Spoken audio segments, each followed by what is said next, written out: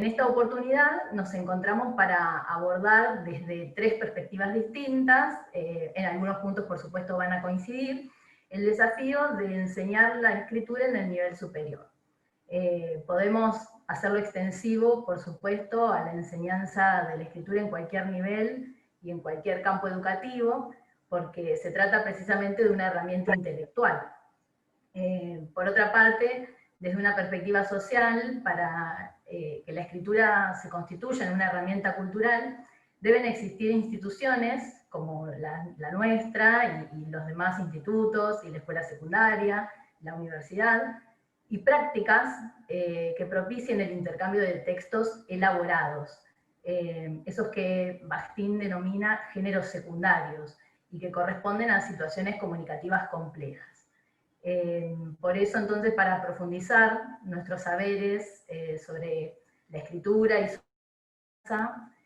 también para intercambiar o compartir estrategias y debatir, contamos con la presencia de la profesora Laura Danani, el profesor Julio Irigoyen y el lingüista y profesor Luciano Campetela. Como los tres son o han sido docentes del profesorado en lengua y literatura, la exposición partirá de cómo se enseña la escritura en los primeros años en el profesorado de lengua, desde el espacio curricular lectura y escritura, o en otros profesorados también se llama taller de expresión oral y escrita. En esto tenemos que tener en cuenta que vamos a hablar sobre la escritura no creativa o no literaria, ¿no? Sino que tiene que ver con la escritura académica. Y para terminar, Luciano va a presentar la enseñanza de la escritura académica y en relación con ella la investigación que se exige en el último año de formación. No sé si quedó claro cómo va a ser la organización. Entonces vamos a presentar a Laura. Ella va a comenzar con algunos aspectos que tienen en común y también las diferencias en la enseñanza de la escritura según la implicancia de cada carrera. También va a presentar algunas estrategias didácticas básicas para favorecer y fomentar la escritura instrumental, no literaria, y también la vinculación entre cuestiones gramaticales elementales y la producción escrita. Laura Danani, ustedes varios ya la conocerán, ha trabajado en nuestro instituto en los profesorados en educación inicial, en educación primaria, en lengua y literatura. Actualmente continúa enseñando en la Escuela de Danza y en la Escuela de Artes Visuales. Así que, bueno, te agradecemos, Laura, la predisposición por compartir tus conocimientos y te escuchamos. Bien, bueno. Buenas tardes, ¿qué tal? ¿Cómo les va? A ver, les confieso que cuando Julieta me propuso participar de este encuentro, lo primero que pensé fue, no sé para qué me lo propone, porque no tengo nada original para decir. Ya que obviamente no puedo hacerlo mejor que grandes teóricas como Elvira Armús, Silvia Nogueira, Paula Carlino, Rosana Bolini, Marina Cortés, bueno, Maite Alvarado, desde ya inolvidable, Daniel Casani, ¿no? Quienes todos ellos su obra es realmente insoslayable y han revolucionado la didáctica de la escritura. Por lo tanto, aquí estoy simplemente para contarles qué hice y qué hago en mis clases. Bueno, ya Julieta lo dijo recién, el hablar en pretérito y en presente tiene que ver con los años, 30 años que trabajé en el instituto, en distintas carreras, y la actualidad que sigo haciéndolo en carreras de formación artística. Hubo un tiempo en el que trabajé de manera muy similar en todas las carreras. Explicaba las características de un tipo textual determinado, daba ejemplos y posteriormente les proponía a mis alumnos la producción de un texto a partir de determinadas pautas. A medida que fui encontrándole el perfil, ¿no? la personalidad a cada carrera, pude ajustar las propuestas a las necesidades específicas. Y esto lo logré gracias al intercambio con colegas, con los mismos alumnos, Y entonces empecé a dar en cada carrera textos más cercanos a los intereses propios y específicos. Dentro de todas las carreras de formación docente no hubo tanta diferencia, pero sí en las tecnicaturas, ¿no? Ahí yo lo noté mucho. Un libro que para mí en mi formación fue una bisagra, ¿no? Que fue el libro de Marina Cortés y Rosana Bolín, que es Leer para Escribir. A partir de la lectura de ese material yo modifiqué muchas estrategias, mucho mi hacer en el aula, y para quienes no lo conocen, brevemente comento, las autoras proponen, bueno, ya el título anuncia mucho, ¿no? Leer para escribir. Ellas proponen un tipo de lectura que apunte a superar el querer saber de qué se trata, el descubrir el sentido del texto, el descubrir la intención del texto, que son lecturas absolutamente válidas, pero dan un paso más. Y proponen leer de manera tal como para poder descubrir cuáles son los procedimientos de los cuales se valió el autor de ese texto para lograr lo que logró. Para hacer ese descubrimiento, lógicamente, ahí tiene que haber un docente, ¿no? Que indique, aquí hay una definición, fíjense cómo graduó la información, en qué momento presenta un ejemplo. Es decir, el docente en ese caso lo que hace es mostrar, ¿no?, eso que él como lector ya experimentado de ese tipo de textos puede leer, puede descubrir. Y señalarlo, mostrarlo. Por eso es que es indispensable en esto la presencia del docente. Se me ocurre ligar esto, hace poco escuché la magistral conferencia de Ángela Vitulio, acerca, bueno, de ella es lingüista, básicamente en relación con la importancia de enseñar gramática, y bueno, dijo algo con lo que yo humildemente acuerdo de manera absoluta, que es apuntar a lo metacognitivo, ¿no? Es decir, hacer consciente en el hablante aquello que sabe, que usa, no que sabe, mejor dicho, que lo usa inclusive hasta correctamente, pero que la enseñanza de la gramática hace que eso se vuelva consciente y analizable, y por lo tanto un uso más profesional y más eficaz. Bueno, aquí estamos hablando de lo mismo. Cuando aplicamos estas cuestiones de leer para escribir y de desmontar el texto, ¿no?, y de encontrarle los trucos de cómo ha sido escrito, ese es un buen camino como para que los alumnos, además de darse cuenta de qué trata, qué dice, qué postura tiene, qué teoría enuncia, lo que sea, vean de qué manera está organizado ese texto. Eso por un lado. Por otro lado, mis propios alumnos, con sus errores y equivocaciones, me ayudaron, ¿no? Me ayudaron a buscar, a ensayar estrategias que jamás había puesto en práctica. Por ejemplo, la reescritura, ¿no? La reescritura de un texto hasta que estuviera bien, ¿no?, legible, comprensible, coherente. Cuando digo legible, no me refiero a la prolijidad, que también vale, ¿no?, que también es importante y que entra en lo que son los aspectos notacionales de la escritura y que también se trabajan.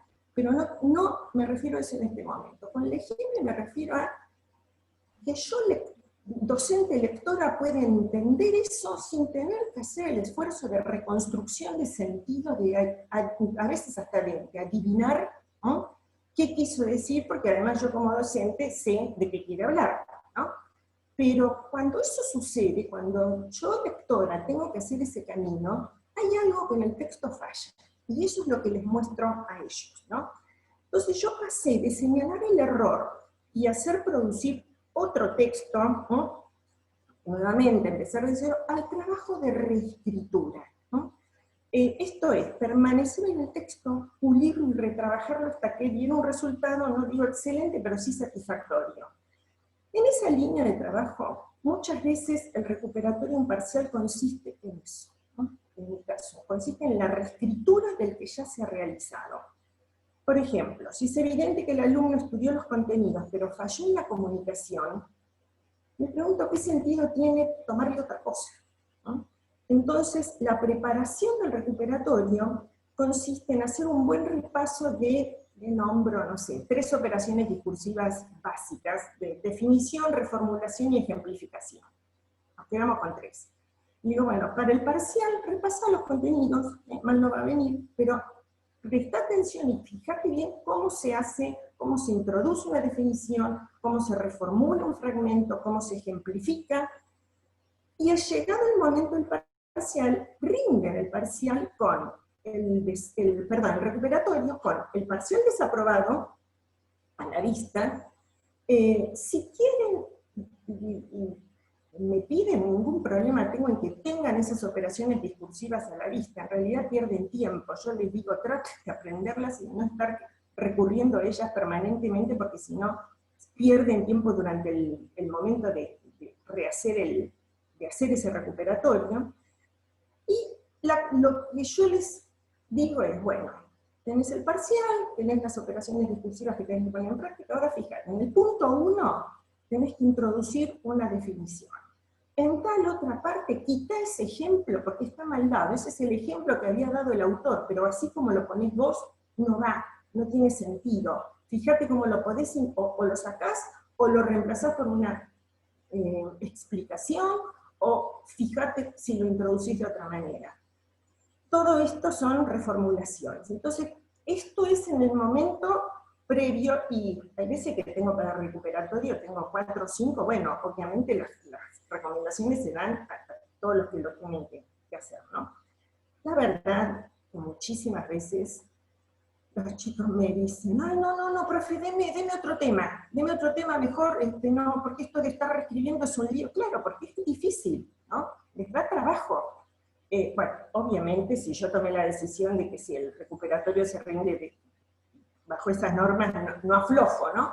Pero eso me da la pauta de que al menos tomaron conciencia de que escribir bien es difícil, ¿no? Y ahí voy a otro de los puntos, algo que trabajo prácticamente desde el principio de año en cualquiera de las materias, porque, bueno, Julieta me nombró como profesora de taller en carreras, en distintas carreras, en inicial, en primaria, en profesora de lengua, pero también doy literatura, ¿no? Y también en cualquier otra materia que trabajo, apunto siempre a la comunicación de sus saberes, sobre todo en la carrera de formación docente, que me parece algo central, ¿no? Saber decir. Así que bueno, aquí aparece otra cuestión, que es el primer paso, es hacerles ver que escribir correctamente se aprende, que no es un don, ¿no? Es un largo proceso que dura toda la vida, que si bien leer es muy importante, no alcanza, no es suficiente. Por ello considero que hay que desnaturalizar la enseñanza y problematizarla, pensarla, organizarla, bueno, planificarla, ¿no?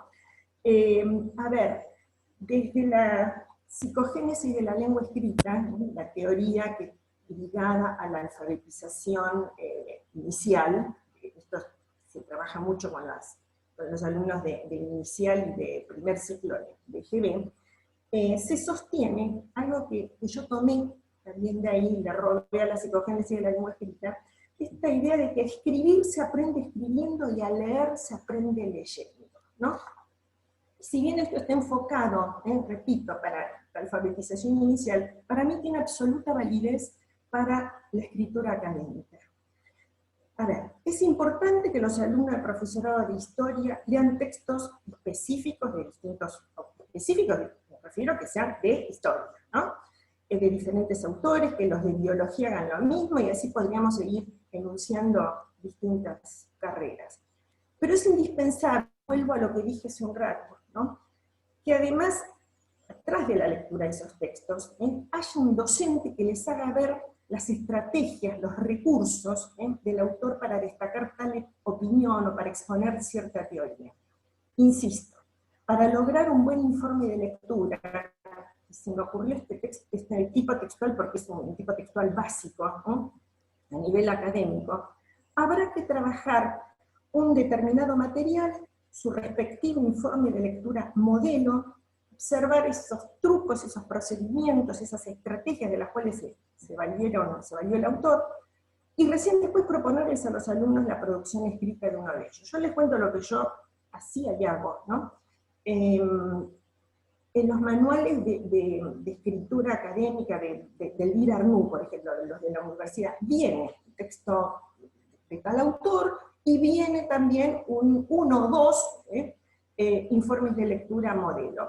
En esos casos, digamos, el docente tiene parte del camino hecho.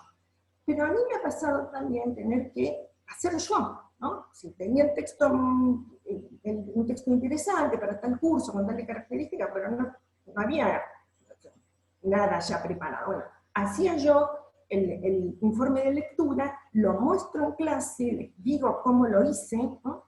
Y después se trabaja a veces sobre el mismo texto original o sobre otro. Otra cuestión más, también tomé en la psicogénesis de la lengua escrita lo relativo a las situaciones de doble conceptualización. Me refiero a esas estrategias que consisten en favorecer que los docentes ejerzan, delante de los alumnos, por supuesto, acciones propias de escritor, como en este caso estamos hablando de escritura, o lector, que sería para un conversatorio aparte, ¿no? Pero bueno, ¿cómo me muestro yo como lectora de literatura, ¿no? Para luego conceptualizar dichas acciones y la situación didáctica de la que han participado. Ahora lo voy a ejemplificar. Esto es algo que yo hacía mucho en las carreras de formación docente. A ver, doy un ejemplo cortito. Doy la consigna de escritura, se ponen a escribir. Es el momento de entrega. Me pongo a mirar en el momento. Y se me acerca un alumno, me acerco a un alumno y veo el texto con un montón de errores, ¿no? Medio caótico, pero en fin. De todo ese caos, no le digo que es un desastre, ¿no? Bueno, me detengo en 2, ¿no? A lo sumo 3. Se lo leo en voz alta. Digo, mira, yo aquí o no entiendo nada o entiendo tal cosa. ¿Qué es lo que quisiste decir? Bueno, fíjate, acá, ¿no? Si podés decir, empiezo a mostrarle opciones cohesivas, no una, ¿no? Es más, trato de hacerme la dubitativa, hacerme a veces dudo en serio, ¿no? Sobre cómo podría ir eso de mejor manera. Porque la mayoría de las veces, las opciones que a mí se me ocurren como escritora ya más entrenada, no son ni por asomo las que se les hubiesen ocurrido a ellos. Por ejemplo, las proposiciones subordinadas casi nunca se les ocurren, si se les ocurren las hacen horriblemente mal, ¿no? Entonces, eso es otro trabajo que hay que hacer, ¿no? No digo no escribir proposiciones subordinadas, pero trabajar sobre eso. Aquí, en el profesorado de lengua, yo me amparaba mucho en mis compañeras bueno, en un momento fue Magdalena Ferrada, después fue Alicia Sangla, la profesora de lingüística, entonces yo a veces de una clase para la otra, y le decía, mira, ya sé que a lo mejor no lo tenés planificado, pero fíjate si se puede trabajar los pronombres enfáticos, o los relativos, o tal cuestión, ¿no? Pero bueno, sacando ese contexto especial del profesorado de lengua, en cualquier otra carrera, lo que yo hago es, insisto, ponerme junto al alumno como una escritora más, y muchísimas veces, y esto también se habla, se democratiza, a ver, en el sentido de que si estamos en un taller es para laburar, ¿no? Y el trabajo entonces es democrático y anónimo, en el sentido de que yo tomo un error y que nadie se tiene que sentir tocado, ni ofendido, ni nada, y sobre ese error trabajamos y pensamos todos, porque lo cometió Pepito, pero lo pudo haber cometido cualquier otro, ¿no? Ese error. Así que bueno, por último, yo termino, Julieta, no me falta tanto. Por último, destaco como un aspecto fundamental la escritura en clase, ¿no? En vivo, y la corrección en el momento, cuando el alumno escritor tiene todavía cargado en su disco rígido lo que quiso decir. De poco sirven las correcciones dilatadas, sirven para poner una nota, pero para aprender a escribir poco y nada.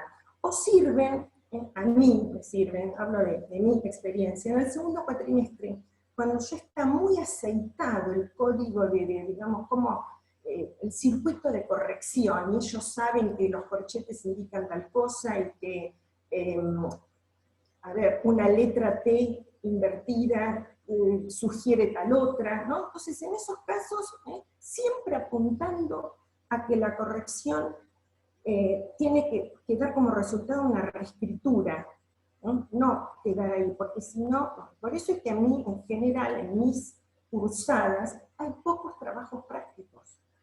Pocos, porque cada uno, ¿no? A veces lleva mucho tiempo de ida y vuelta, ¿no? En realidad, a veces uno vale por tres, ¿no? Bien, entonces, ¿cómo hacemos? ¿No? La pregunta es, ¿cómo hacer para concretar esto de la escritura en clase y en vivo? Bueno, tema pandemia aparte, justamente esta mañana tuve una clase con los chicos de artes visuales hablando de eso, pero bueno, en condiciones normales, para poder concretar esa actividad, por ejemplo, producir un texto explicativo que dé cuenta de lo propuesto por tal autor en tal fragmento, ¿no? Y poder corregirlo en clase. La clave está en dar una consigna de producción de un texto breve. No hace falta que escriban 3 hojas para descubrir cuáles son sus dificultades, ¿no? Ellos se cansan y para el docente es agobiante corregir algo tan extenso. Yo he llegado a dar consignas de escritura que se resolvían en menos de 10 renglones. Y ellos me decían, pero, profe, es así, no puedo escribir más, es que no hay que escribir más, la consigna está pensada para eso, ¿no? Entonces, repito, la corrección que más le sirve al alumno es la que se realiza delante de él, y mientras tanto, se le va a explicar, de él o de ellos, ¿no? Si uno toma un error y lo hace delante de todo el grupo. Y mientras tanto se le va explicando, demostrando que una también duda y prueba, y bueno, yo esto lo llamo corrección artesanal, ¿no? Y me quedaría una última cuestión con relativa a la ortografía. Julieta, ¿puedo? ¿Tengo tiempo? ¿Sí? ¿Puedo? Bueno. Estoy repasada de tiempo, me parece, pero bueno. La verdad es que siento cierto pudor, ¿no?, de hablar de esto, de la ortografía. Pero la realidad es que futuros docentes, que son los que más me preocupan, y futuros profesionales, no solo no saben cuándo corresponde poner tildes o no, sino que en general tienen serias dificultades a nivel ortográfico. Entonces lo que hacía y hago es un trabajo ocasional y sistemático, ¿no? Ocasional porque a partir de circunstancias de clase, de oportunidades de lectura, de necesidades de ellos, ¿no?, surgen dudas y se trabaja directamente a partir de ellas. Sistemática, porque intento, dentro de lo posible, sistematizar las dudas, hacerles ver que el error que cometieron ayer tiene relación con tal otra cuestión, ¿no? En algunos casos detengo la clase directamente y esa clase pasa a convertirse en una clase de ortografía, ¿no? Y a explicar expresamente esa duda y las que se relacionan con ese grupo de dificultades. Entonces, les propongo a ellos que armen repertorios de palabras de uso frecuente según su profesión, ¿no? Hay una palabra clave en la escuela de artes visuales, la palabra imagen. No sé por qué vienen con la manía de ponerle tilde, ¿no? Bueno, entonces, doy ese ejemplo, pero hay muchos otros, ¿no? Y desde ya que hay palabras en común. Pero bueno, se arman esos repertorios de palabras de uso frecuente, según orientación, profesión, y ese repertorio es un listado, ¿no? A veces ellos mismos al lado de la palabra sacan flechas y anotan deducciones de otras palabras, en fin. Con ese material también brindan los recuperatorios, ¿no? Y si tienen que llegar al examen final, no todos dan examen final escrito, algunos sí, otros no, bueno, se les permite tener también ese repertorio de palabras a mano, ¿no? ¿Por qué? Porque se trabaja la ortografía no desde el prestigio social, ¿no? Que es el prejuicio que tienen ellos. Cuando yo al principio de año les pregunto, bueno, a ver, ¿por qué es importante no cometer errores ortográficos? La mayoría lo liga a esto de que si escribís mal te consideran una bestia, ¿no? Bueno, y ¿sabes lo que menos me interesa, sinceramente? ¿No? Yo trato de hacerles ver que un texto con errores ortográficos, más allá del prestigio o desprestigio, es un problema de comunicación, básicamente eso, ¿no? desde ya en carreras como, por ejemplo, diseño gráfico, hasta tiene una connotación económica, ¿no? Porque si ellos preparan materiales y los imprimen con el costo que tiene eso, ¿no? Y hay errores de ortografía, ya hay anécdotas contadas por mismos compañeros que les han rechazado el trabajo y perdieron plata, ¿no? Entonces yo, digamos, los corro para el lado de la comunicación y en determinadas carreras hasta de la cuestión económica. Bueno, hasta aquí lo principal. Tengo algunas cuestiones ligadas a lo gramatical, pero si querés, yo sé que estoy pasada de tiempo, Julieta, si querés, siguen los chicos y después volvemos a esto, como te parezca a vos. Bueno, de última después podemos recuperarlas a través de las preguntas, ¿sí? o de los comentarios, recuperamos eso que te quedó pendiente. Claro, porque yo puse un ítem que tenía que ver con vinculaciones gramaticales elementales, y bueno, de eso hablé poquitísimo, y tengo ejemplos puntuales como para... Bueno, después yo te lo recuerdo y lo retomamos. Dale.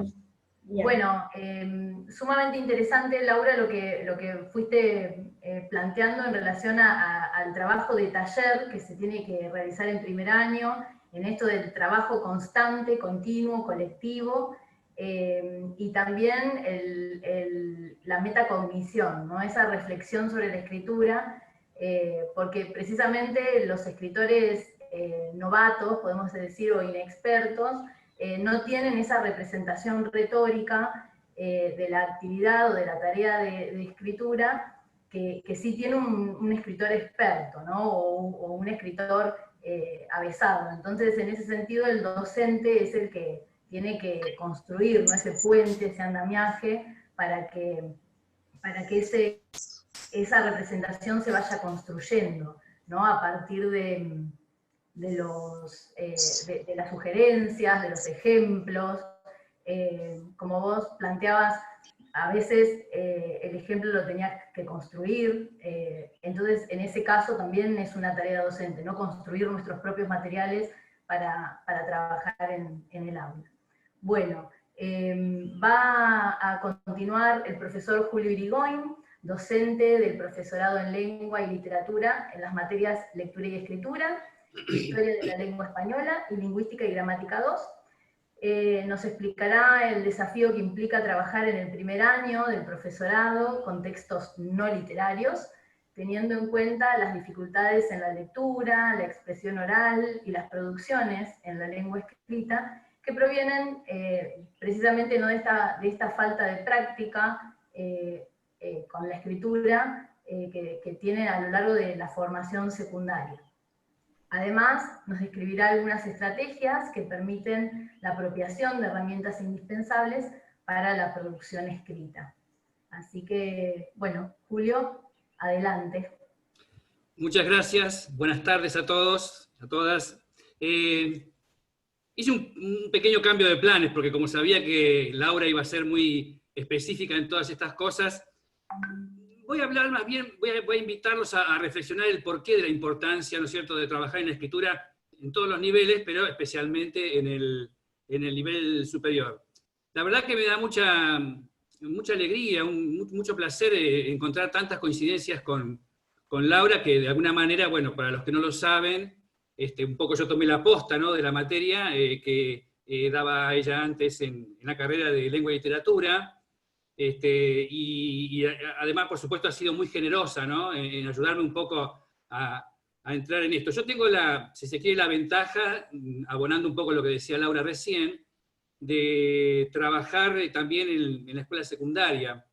Entonces, una cosa que tenemos que tener en cuenta, esto va para seguramente muchos alumnos que están aquí, y docentes también, no sé por qué motivo hay una tendencia, yo me incluyo también, a creer que los que eligen, no sé, una carrera docente, y sobre todo si es de lengua y literatura, son chicos que ya vienen con algunos problemas de este tipo, de los que estamos tratando acá, ya resueltos, ¿no? Y la verdad que eso no es así. El hecho de que vengan a estudiar el profesorado de lengua y literatura no quiere decir digamos, que no tengan los inconvenientes que tienen la mayor parte de los alumnos en sexto año. Yo tengo alumnos en un sexto año en una escuela secundaria y y obviamente me encuentro con, en 3 meses no pasa nada milagroso que los cambie en ese sentido, ¿no? Así que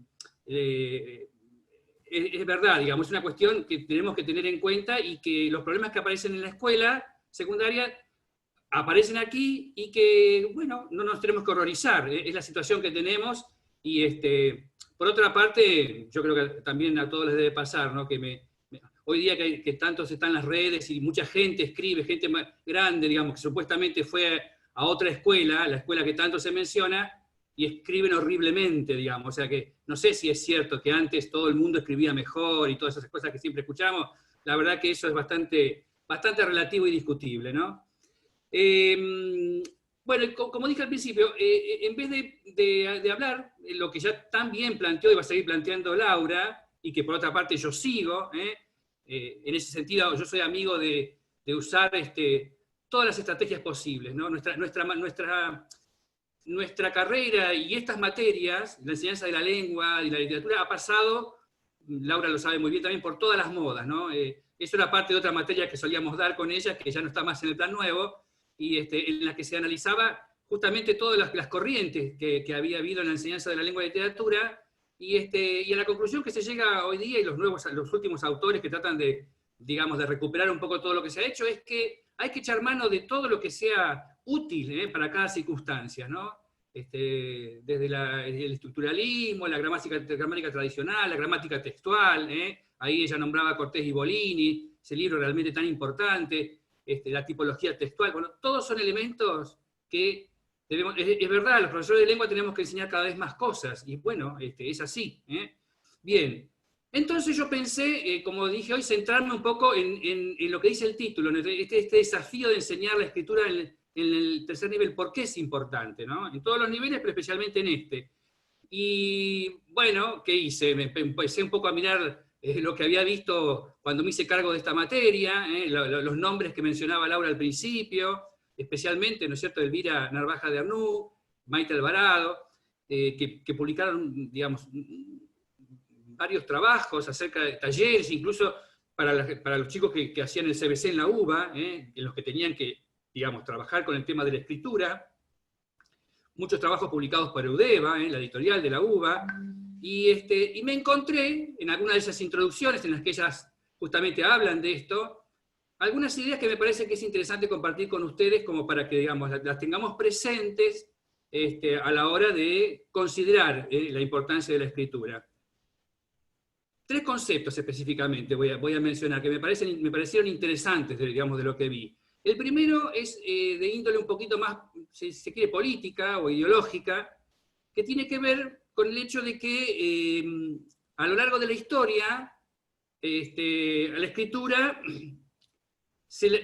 ha sido considerado un instrumento de control. Es decir, este concepto tiene dos caras. Una es esta, que dice que la escritura es una forma de control, digamos, ¿no?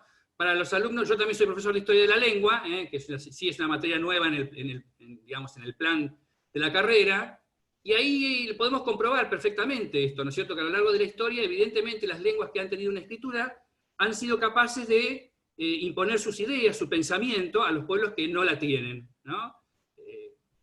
Qué sé yo, pienso en los romanos llegando a la península ibérica, digamos, no les costó demasiado, más allá de sus intenciones imperialistas, que por supuesto no las dejamos de lado, pero digamos, no les costó demasiado, y los pueblos originarios de la península ibérica solitos fueron, digamos, adoptando el latín, porque bueno, les convenía para comunicarse con las autoridades, ¿no?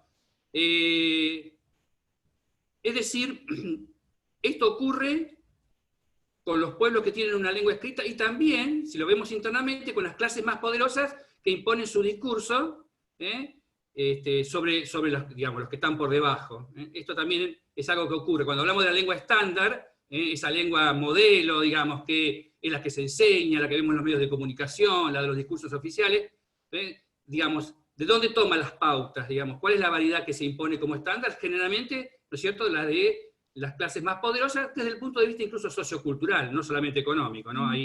Ahí ya es otra cosa. Pero el otro costado, la otra cara de la moneda en esto, es que la lengua escrita también, o las lenguas que tienen una producción escrita, estimulan el análisis y la actitud crítica frente a todo. Por lo cual, paradójicamente, podemos decir que la escritura es, por un lado, una herramienta de dominación y de control, pero también de liberación del ser humano. Y esto es lo interesantísimo, digamos, ¿no? Y que hace que merezca que lo trabajemos como lo trabajamos, ¿no es cierto?, en todos los niveles, y mucho más aún en el nivel superior, y mucho más aún en las carreras docentes, ¿no? El otro concepto es de índole más, si se quiere, yo le voy a decir sociolingüística. ¿Por qué? Porque en este concepto se considera que la escritura, de alguna manera, separa las palabras de su contexto. Digamos, toma distancia del contexto en que se produce, el contexto, vamos a decir, inmediato, vivencial. Eso le corresponde a la comunicación oral. Entonces, toma distancia y las fija en determinado espacio, en un enunciado, lo cual termina favoreciendo el pensamiento abstracto. Acá yo lo que quiero decir, que en esta diferencia que hay entre la lengua escrita y la lengua oral, hay algo que merece un comentario, digamos. Tiene mucho que ver esto con el tema del registro, que tanto trabajamos los docentes en las escuelas secundarias y también en la educación superior, ¿no? Acá yo lo que quiero comentar es lo siguiente: a mí me parece que, digamos, contra esto, contra la posibilidad de diferenciar bien estas dos formas de comunicación a través de la lengua, conspira el hecho de que nuestra sociedad se inclina cada vez más a la informalidad en todos los aspectos de la vida, ¿no? Y por lo tanto también en el lenguaje. Todo cada vez es más coloquial.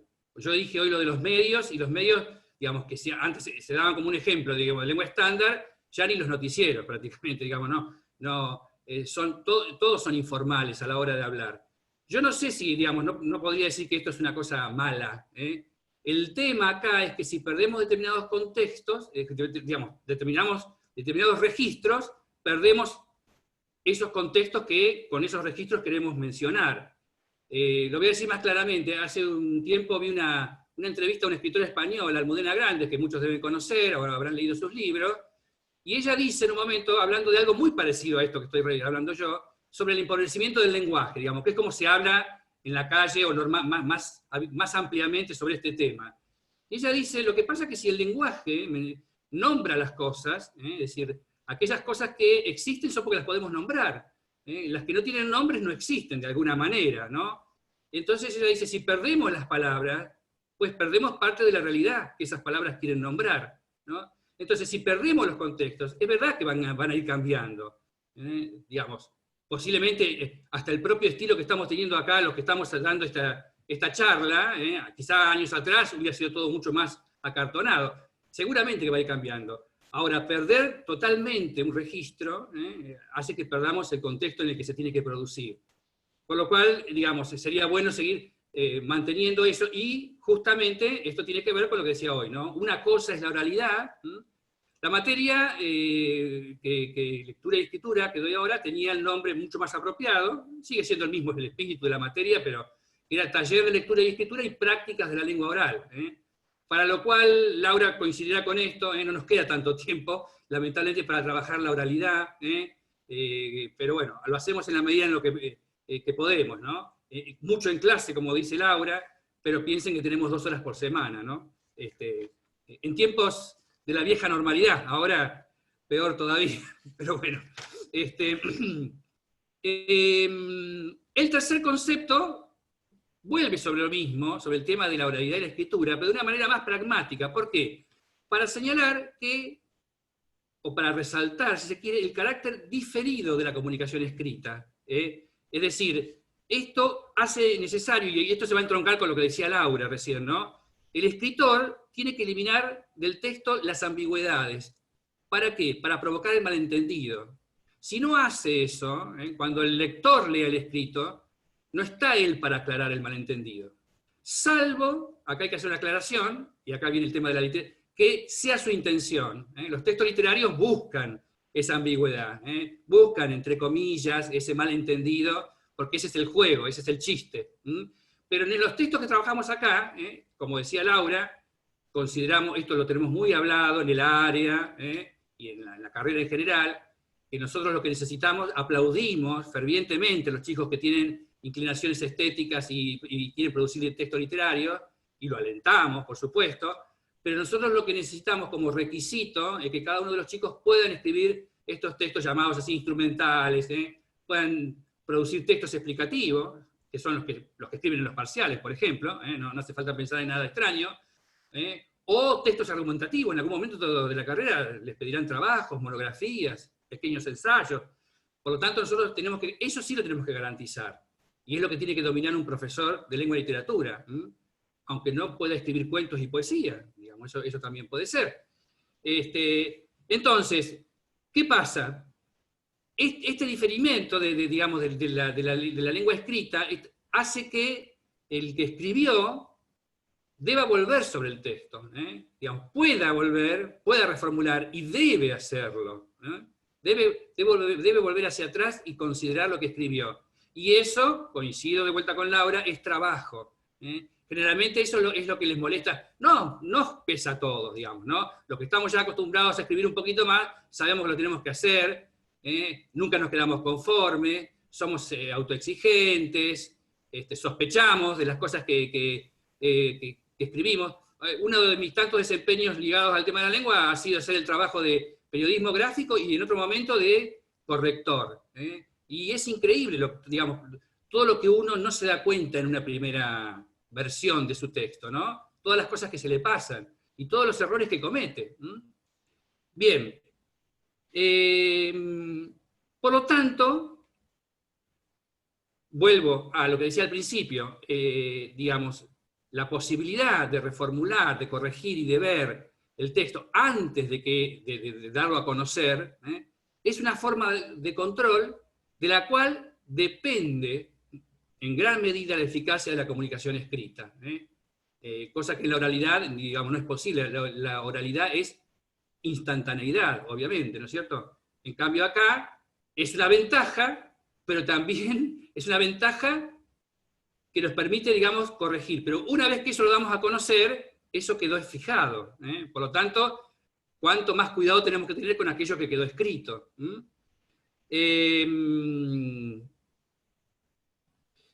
Vuelvo a decir lo que decía al principio. A la hora de trabajar, me sentía muy identificado con todas las herramientas que brindaba Laura. A la hora de trabajar, bienvenidas son todas las estrategias.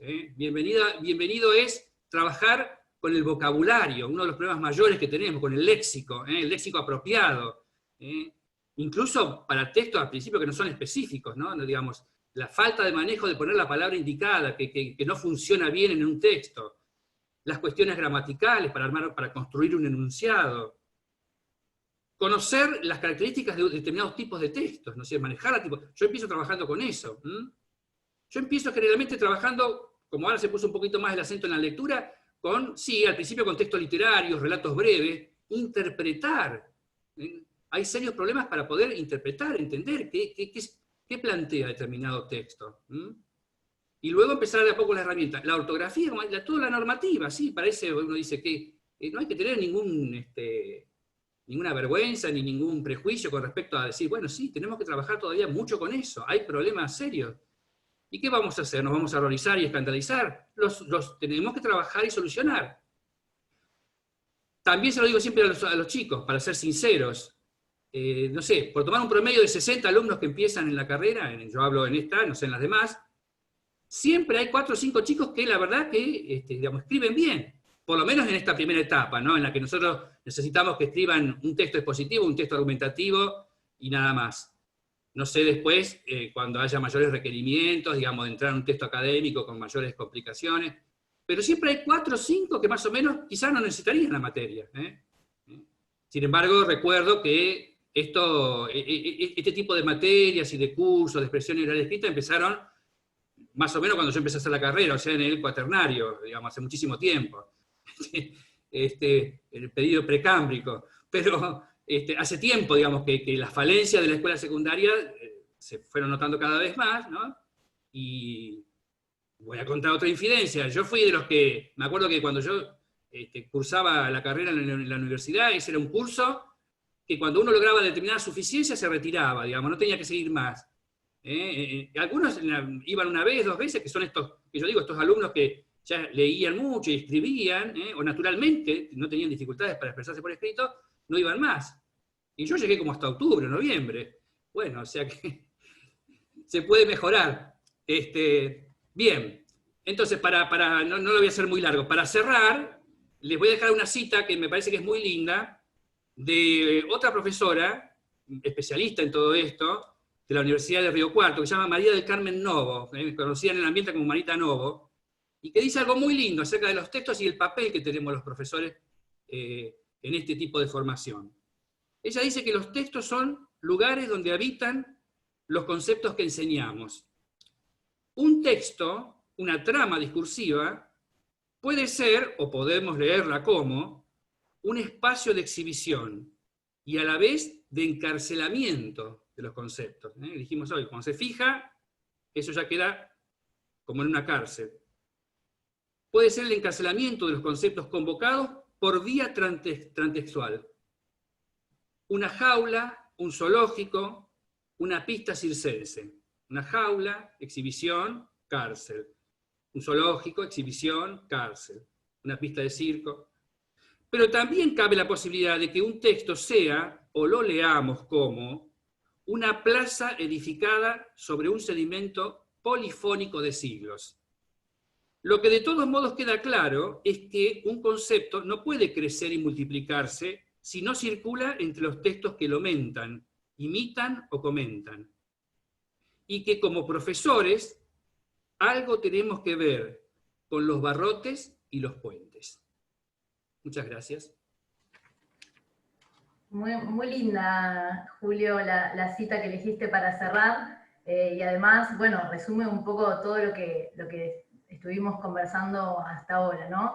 El hecho de tomar distintas estrategias para poder enseñar la escritura, el hecho de, en ese primer momento de encuentro con los alumnos y las alumnas, y esto puede ser para cualquier nivel y en cualquier momento en el que ingresemos a un aula a enseñar la escritura desde cualquier campo, desde cualquier disciplina, pensar en esto que vos decías de no horrorizarse frente al error, sino trabajarlo, que también Laura lo planteaba, ¿no? Desde ese trabajo colectivo, desde múltiples formas de abordarlo y de solucionarlo, y me parecía muy interesante esto del trabajar el registro en relación al vocabulario, ¿no? Y a la ampliación del vocabulario, en esto de que no podemos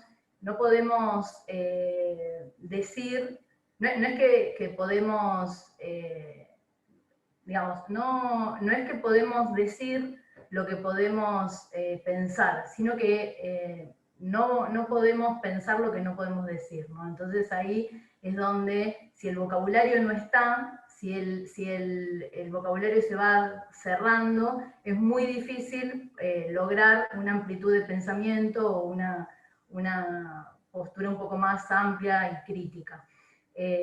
Así que bueno, me quedo con esos conceptos. Después vamos a ir viendo, seguramente vas a poder ampliar alguna de esas problemáticas a partir de los comentarios y de las preguntas al final. Bueno, vamos a finalizar entonces esta conversación con Luciano, lingüista y docente del instituto, que abordará la enseñanza de la escritura académica y el proceso de investigación que requiere la escritura académica en el último año de la formación docente. No sé si lo tenemos a Luciano por ahí. ¿Me escuchan ahí? Sí, te escuchamos. ¿Se me escucha? ¿Sí? ¿Sí? Yo no escucho. Bueno, ¿no nos escuchás? No los escucho, Juli. A ver ahí. Escuchamos. ¿Si pueden hablar? Sí, sí. Tenía problemas recién para escucharlos. ¿Ahí me escuchan a mí? Sí, sí. Nosotros te escuchamos. Ah, bueno, perfecto. Bueno, me escuchan perfecto, bueno, genial. Bueno, en principio agradecer a Juli, una colega del instituto, la invitación a participar de este conversatorio. Ya es un verdadero placer compartir este espacio con Laura, que tiene tanta experiencia en el rubro, podríamos decir, y con Julio, que es un colega actual del instituto. La verdad que es una alegría poder compartir esta mesa y con un auditorio compuesto por tantas alumnas y alumnos y colegas, así que bueno, una alegría poder compartir este espacio. Yo quería empezar retomando una cuestión que planteó Julio en esos tres conceptos que estuvo puntualizando. Primero, aludió justamente a la dimensión política de la escritura, ¿no? Que tiene como una doble faz, ¿no? Una faz de control, de dominación, y una faz de emancipación y de liberación, ¿no? Bueno, ahí justamente preparando la charla para este conversatorio, pensaba justamente en el aniversario de la Noche de los Lápices, ¿no? Y en esa frase, los lápices todavía siguen escribiendo, ¿no? En el sentido justamente de la escritura como un acto emancipador también, ¿no? Como un acto contestatario, como un acto emancipador, que es un poco el sentido que le da a la escritura, o a las prácticas de lectura y escritura en el nivel superior, a Elvira Arnoux, justamente, ¿no? Que acá la citaron hace un rato también, en relación a su proyecto de la cátedra de semiología del ciclo básico común de la Universidad de Buenos Aires. Y bueno, y Elvira en muchas de sus entrevistas, cuando le preguntaban por su participación y su impulso a la cátedra de semiología, ella hablaba justamente de el rol fundamental, digamos, de la escritura a la hora de formar sujetos críticos, ¿no? Sujetos críticos y a la vez también ciudadanos que sean conscientes de las problemáticas que viven otros ciudadanos y compañeros, digamos, ella lo planteaba en relación con el espacio, con el territorio imaginado y concreto de la patria grande, ¿no? En su momento.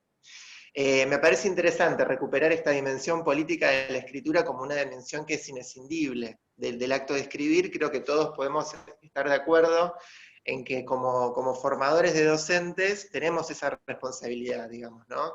De formar sujetos críticos y a la vez ciudadanos responsables, ¿no? Porque, digamos, me parece que es la doble dimensión. Por un lado, la criticidad que está implicada en la escritura a la hora de poder interrogar el mundo, ¿no?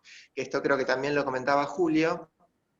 Y por otro lado también la importancia de la escritura y del manejo de la escritura a la hora de constituirse, digamos, como ciudadanos responsables de nuestros propios actos, ¿no? Informados, que podemos desarrollar, digamos, actividades ligadas con nuestra construcción como ciudadanos, ¿no? Entonces, me parecía interesante recuperar esa dimensión política de la escritura, que es inherente, por supuesto, a esta práctica, ¿no?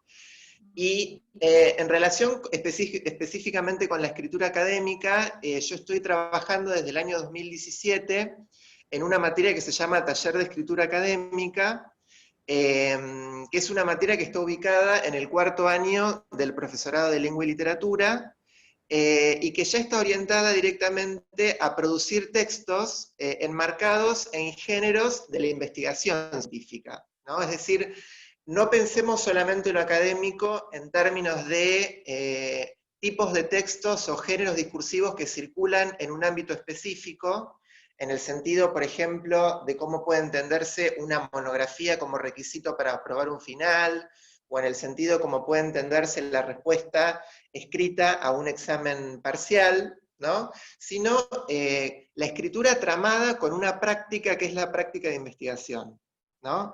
Entonces, en ese sentido, la propuesta de cátedra que yo desarrollé en su momento, que planteé, digamos, a la hora de presentarme al concurso y que después pude poner en práctica, tenía que ver con trabajar, digamos, la alfabetización académico-científica, podríamos decir, a partir de la noción de género, ¿no? Y ahí recupero algo que decía Julieta hace un rato también en la presentación, que es la noción de género discursivo secundario de Bakhtin, ¿no?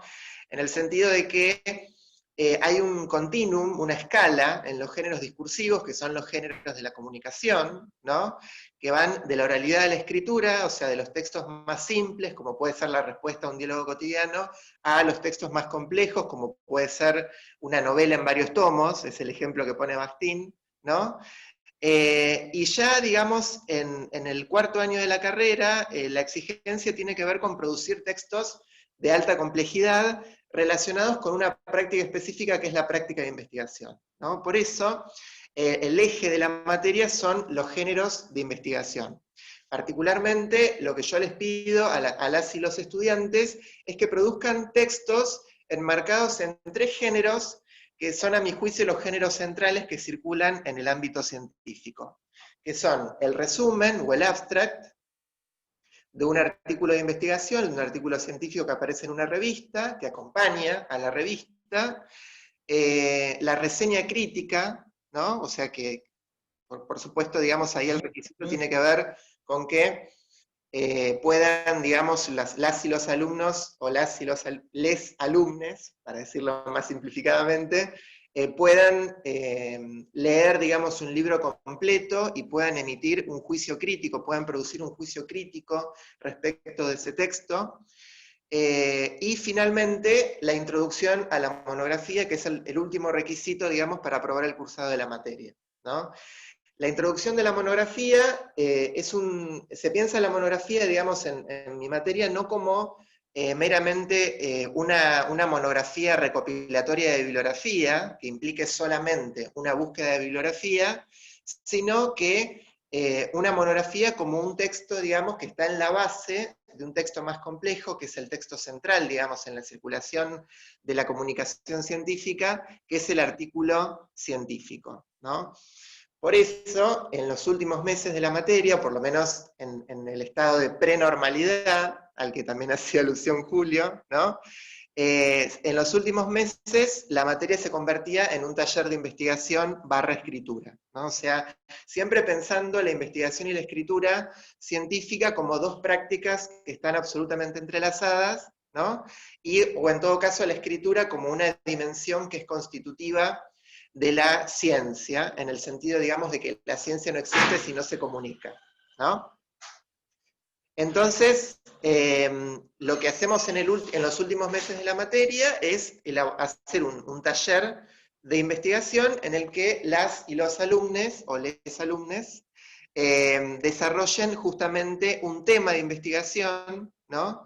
Y que elaboren, digamos, la introducción de una monografía según los criterios de un modelo que establece John Swales, que es un lingüista anglosajón, que plantea justamente cuáles son las etapas en la constitución de una investigación académica, ¿no?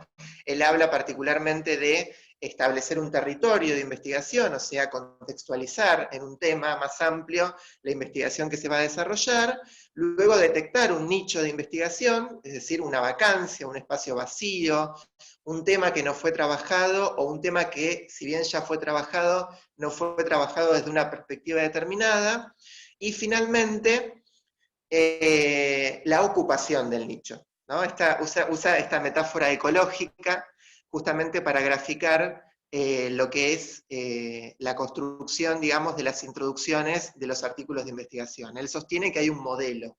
Después de hacer una investigación de una multiplicidad de artículos de investigación, él sostiene que hay un modelo común a los artículos de investigación. Entonces, las y los alumnos lo que hacen en los últimos meses de la materia es desarrollar una introducción de una monografía siguiendo este modelo que es común, según Swales, a la investigación científica, ¿no? Entonces, la materia está estructurada en estos géneros, digamos, que son géneros, digamos, que ya forman parte de la comunicación científica, que no son textos, que no son géneros y textos que están reducidos a un ámbito particular, sino que directamente forman parte ya de la comunicación científica, o sea, la comunicación científica se realiza a través de estos tipos de textos, ¿no? Y ubicados en escala de complejidad, ¿no? O sea, partimos de un resumen, que puede ser presentado para un congreso, o que puede acompañar un artículo de investigación, y ahí, por ejemplo, el requisito para evaluar es que ellos tengan que elaborar el resumen de un texto, o sea, se les facilita el artículo de investigación en cuestión y ellos tienen que elaborar el resumen de ese texto, por lo tanto tienen que hacer una lectura muy, muy concienzuda y muy hábil, digamos, de ese texto, y ubicado en escala de complejidad, la reseña con sus convenciones, sobre todo, digamos, con su estructura genérica, ¿no? Pero también una reseña de tipo crítico, ¿no? Que implique justamente, si bien en las humanidades, como sostiene García Negroni, cuando se pretende, digamos, plantear una polémica, se lo hace con un tono de moderación, ¿no? A pesar de eso, digamos, lo interesante es que las y los alumnos puedan desarrollar justamente un sentido crítico respecto de la bibliografía académica, ¿no? Y finalmente, la introducción de la monografía, porque el requisito, digamos, de aprobación del espacio curricular es la elaboración de una monografía. Si ellos tienen aprobada la introducción de la monografía, digamos, a la hora de terminar el cursado, después tienen simplemente que desarrollar el contenido de la monografía para rendir el examen final, ¿no? Entonces, este es el modelo que yo propuse para el instituto, y me parece que la cuestión de los géneros es una cuestión central, ¿no? Me parece que, digamos, uno no solamente aprende las convenciones del registro científico a través de los procedimientos, que efectivamente esos procedimientos las y los alumnos llegan a cuarto año ya con un conocimiento previo de esos procedimientos, ¿no? Las nominalizaciones, las desagentivaciones, etcétera, etcétera. El léxico específico, digamos, hay un cierto background que a mí me permite ya, digamos, tomar como base el conocimiento previo que las alumnas y los alumnos tienen respecto de las convenciones, de las características del registro científico, y sobre esa base partir un aprendizaje, desarrollar un aprendizaje, la enseñanza, mejor dicho, desde mi perspectiva, de la escritura académica o académico-científica a partir de la noción de género discursivo, ¿no? Esa es la propuesta en particular. Entonces, quería justamente cerrar esta pequeña intervención planteando que, digamos, por un lado, la cuestión de los géneros tiene que ver fundamentalmente con la comunicación científica, digamos, cómo la comunicación científica, digamos, es un aspecto central que a mi juicio, digamos, las y los profesores de nivel medio tienen que tener, porque me parece que si hablamos, como se dice habitualmente, de la figura de un docente investigador, aún en un nivel secundario, no necesariamente en un nivel superior, necesariamente, digamos, la práctica de investigación, digamos, las y los alumnos tienen que estar familiarizados con cierta práctica de investigación, porque en definitiva la práctica de investigación no solamente sirve para presentar un trabajo en un congreso, sino también para desarrollar planificaciones, por ejemplo, ¿no? También elaborar una planificación didáctica también implica, digamos, una dimensión que tiene que ver con la investigación, ¿no? Y finalmente, siempre, digamos, es el objetivo también del espacio, de la cátedra, también que las y los alumnos desarrollen la escritura con un sentido crítico, ¿no? Digamos, que les permita formarse con profesionales que tienen un conocimiento de su disciplina, que es un conocimiento crítico, es decir, que pueden cotejar, que pueden comparar bibliografía, que pueden establecer cuáles son las similitudes y las diferencias entre distintos posicionamientos teóricos, y de esa manera se pueda desarrollar o se puedan, digamos, terminar la carrera, porque ya la materia está ubicada en el cuarto año, con el desarrollo, digamos, mínimo de ciertas habilidades, o por lo menos de las habilidades básicas que tienen que ver con la investigación en el área de lingüística particularmente, porque bueno, a mí es lo que más me tira, justamente, pero también podría plantearse en relación con la literatura, ¿no? También podría plantearse la producción de textos académicos, científicos en el ámbito de la literatura. Así que bueno, eso era básicamente lo que quería decir. Bueno, gracias, Luciano. Me parece interesante como para abrir digamos, y corrernos fuera de la materia específica del profesorado en lengua y literatura, esto que vos planteabas sobre los géneros, que son géneros de comunicación científica y que están, digamos, atraviesan a todos los campos y todas las disciplinas, por lo tanto, se puede, ¿no?, en esto que decíamos anteriormente, establecer un puente, un andamiaje, desde todas las disciplinas hacia la escritura académica y la comunicación científica. Y también algo que podemos, digamos, llevar a todos los niveles y a todos los campos disciplinarios es el de formar sujetos críticos y ciudadanos responsables, ¿no? Y lo pensaba en función de esto que planteábamos antes en relación a los medios de comunicación y del trabajo con el vocabulario específico y el léxico, de que no es lo mismo decir una cosa que decir otra, o escribir con una palabra u otra, ¿no? Entonces, cómo a partir de la escritura y también de los registros, el registro formal que hoy planteó Julio, o el registro científico académico, se puede, ¿no?, nombrar las cosas de una manera específica y particular, y que no da lo mismo decirlo de una manera o decirlo de otra. Lo mismo por ahí llevándolo a la ortografía, ¿no? No da lo mismo escribir de una manera una palabra de otra, porque ahí falla la comunicación y estamos diciendo cosas distintas, cosas diferentes. Por lo tanto, el objetivo comunicacional se pierde, ¿no? Y no da cuenta del objetivo de la comunicación. Bueno, quiero agradecerle profundamente a los tres por haber aceptado la invitación y por haber participado tan solidariamente de este encuentro. Vamos a pasar ahora a de preguntas, de comentarios. Bueno, Patricia, Papaleo, sí, Laura. El micrófono. A ver, bueno, también, igual que mis compañeros, agradecer la invitación, pero también quiero insistir en esta cuestión de que no, es decir, todo docente enseña a leer y escribir, ¿no? No hace, desde ya que los profesores de lengua y literatura tenemos justamente las herramientas específicas para hacerlo, ¿no? Pero cualquier profesor debe y puede, fundamentalmente eso, puede enseñar a escribir desde su propia disciplina. Es cuestión de ponerse en otro lugar, ¿no? De ponerse también él delante del yo. Bueno, hoy a la mañana, sin darme cuenta, levanté las banderas de Vygotsky nuevamente en mi vida, porque una de las cuestiones que salió esta mañana, porque tuve una clase con un grupo de artes visuales, y salió la cuestión de ellos me decían que notan que están aprendiendo menos este año que años anteriores, por más que los profesores les demos.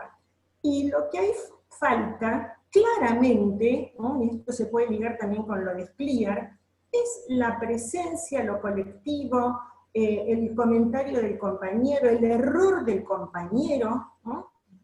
Para que a partir de ahí el profesor se pueda montar y abrir una discusión. Eso, por mejor aceitada que esté la tecnología, yo no sé si soy muy desconfiado o qué, pero no creo en eso, ¿no? Que se pueda. Estamos haciendo lo que podemos en las circunstancias que estamos viviendo, pero insisto en esto, vuelvo para atrás, ¿no?, en esto de que todo docente de biología, de historia, de matemática, ¿no?, aprender justamente a definir en matemáticas, ¿no?, esto de colocarse en el momento de lectura del texto, decirle, mira, fíjate a ver qué pasa si agrego una coma, o si cambias el orden, o a ver este pronombre para qué está. Bueno, a lo mejor el profesor de otra asignatura no se acuerda de lo que es un pronombre, ¿no? Pero se da cuenta, ¿no?, si es buen lector, que eso no funciona. Entonces, insisto porque me parece muy interesante y muy importante esto de que no nos estén adjudicando permanentemente a los profesores de lengua y literatura el papel de somos los que enseñamos eso, ¿no? Entonces, que se puede hacer, ¿no? Realmente se puede hacer. Y otra cuestión que quería comentar, ¿puedo agregar algo más, una estrategia más? Que tiene que ver con la toma de apuntes, ¿no? Me parece que es algo que parece una antigüedad, me preguntan, ¿la puedo filmar? Sí, filmar, hacer lo que quieras, publicarme en Hollywood, lo que se te ocurra. Pero a ver, yo quiero, 10 minutos antes de que termine la clase, corto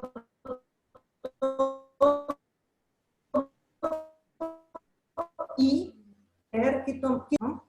Y ahí empiezan a saltar las deficiencias en la escucha, la falta de atención, que escribieron algo que fue exactamente lo contrario de lo que yo quise decir, ¿no? Si no me da el tiempo en la clase, muchísimas veces inicio la clase siguiente con la reconstrucción, yo les pongo de nombre la reconstrucción de materiales, ¿no? Entonces ellos saben que de una clase para la otra les conviene, desde ya están los que no lo hacen, ¿no? Pero les conviene armar, reescribir esos, traducir, ¿no? Esos apuntes a un texto medianamente legible.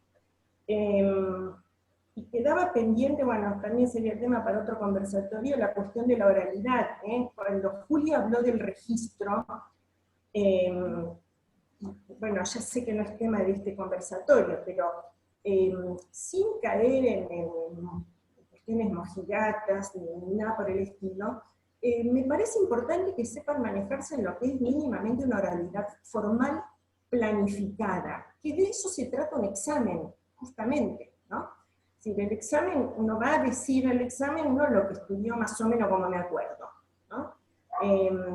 Yo implemento, sobre todo ahora en los últimos tiempos, le estoy haciendo simulacros, durante la cursada les hago hacer simulacros de examen, ¿no? Entonces lo siento, me pongo yo en el medio, lo siento a uno de ellos como, no quieren a veces ni ponerse como colegas, ¿no? Bueno, digo, bueno, a ver, pasen, a ver quién, esto lo hacemos de una clase para la otra, prepare un temita, a ver cómo lo comunican. No quieren pasar, ¿no? Entonces, también es una cuestión que, si bien es otra, digamos, estamos en otra modalidad, pero que está también muy ligada a la escritura, en el sentido de que también la oralidad requiere una cabeza, ¿no?, predispuesta para cierta situación comunicativa, que no es que voy a decir más o menos cómo salen las cosas, ¿no? Así que bueno, me quería insistir en estas 3 o 4 cuestiones, así como había prometido trabajar estrategias, o nombrar estrategias, se me ocurrieron esas cuestiones centrales. Bueno, gracias, Julieta. Laura. Sí, Julieta, si me permitís. Bueno, no, yo también, bueno, gracias a vos porque fuiste la autora de la iniciativa, la verdad que nos convocaste, y bueno, estoy sumamente feliz, ¿no?, de participar con Laura y con Luciano en esto, que bueno, me parece que hemos dado lo que es fruto de nuestro trabajo, nuestra experiencia, hemos compartido con ustedes, y me parece, digamos, que puede serle útil a los demás, y bueno, me alegro de estar acá compartiéndolo con todos y todas. Pero con respecto coincido también con Laura en que acá lo que digamos, nos falla es la presencialidad, digamos, deja mucho que desear esta posibilidad que tenemos ahora, digamos, de tener, pero la verdad que menos mal que lo tenemos, porque, digamos, ni pensar de no haber contado con esta. Poco tiempo atrás hemos tenido periodos sin clase en el instituto por las ratas y todas esas cosas, digamos. Así que la verdad que esto, evidentemente, nos ha permitido hacer mucho más de lo que hubiéramos imaginado, y hubiera sido mucho más tremendo si no hubiéramos contado con estas herramientas, ¿no? Pero claro, la presencialidad es insustituible. Sí, claro, sobre todo en esto que decíamos al principio, ¿no?, del trabajo de taller, del trabajo colectivo, de tomar los errores y proponerlos para una resolución conjunta, desde esta modalidad no se puede desarrollar. bueno, les transmito un poco los comentarios que van llegando de agradecimiento, también desde otros espacios o de otros profesorados, también comparten, ¿no?, nuestros colegas esta visión de que la escritura debe enseñarse desde todas las disciplinas, sobre todo pensando que cada disciplina tiene su particularidad, ¿no? En función de esto que decía Laura también, por ejemplo, cómo se plantea un problema matemático, no es lo mismo que leer una novela o un cuento policial, o escribir una leyenda o un mito. Entonces, cómo desde cada disciplina se debe trabajar la escritura.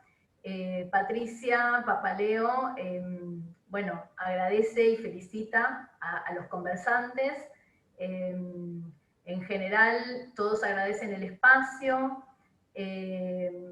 acuerdan en el trabajo conjunto desde todas las disciplinas, y también hay, por ejemplo, Magalí, que es profesora de biología, o María Victoria, que es profesora de ciencias jurídicas, plantea que le fue muy enriquecedor escucharlos, aún perteneciendo a otra, aprovechar el espacio de las estrategias y la discusión sobre cómo abordar la enseñanza de la escritura. A ver si tenemos alguna pregunta.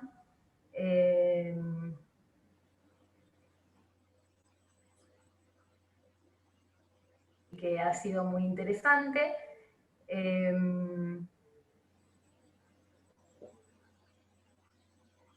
Bueno, agradecimientos, no hay preguntas.